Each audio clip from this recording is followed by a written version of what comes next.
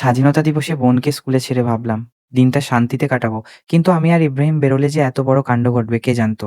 সকাল সকাল ঘুম ভাঙতেই মিশন শুরু। গতকাল স্বাধীনতা দিবস থাকায় বোনকে ড্রপ করতে গেলাম ওর স্কুলে।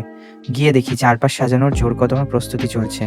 বাড়ি এসে চটপট গোসল সেরে রেডি হয়ে তুলে নিলাম আমার পার্টনার ইন ক্রাইম ইব্রাহিমকে। গন্তব্য খালাতো বোনের বাড়ি।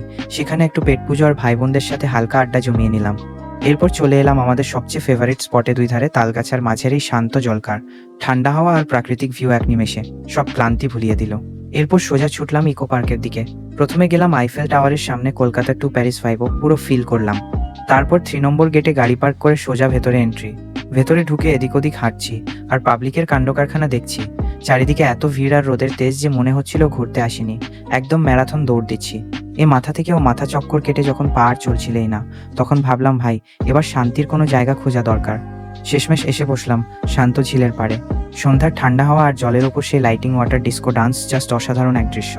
দিনটা যেন এখানেই সার্থক হয়ে গেল। ফেরার পথে শরীরটা একটু ডাউন থাকায় ঘটপুকুরে গেলাম ডাক্তারের কাছে, কিন্তু ছুটির জন্য দোকান বন্ধ। মেজাজ ভালো করতে একজোড়া জুতো দেখতে ঢুকলাম।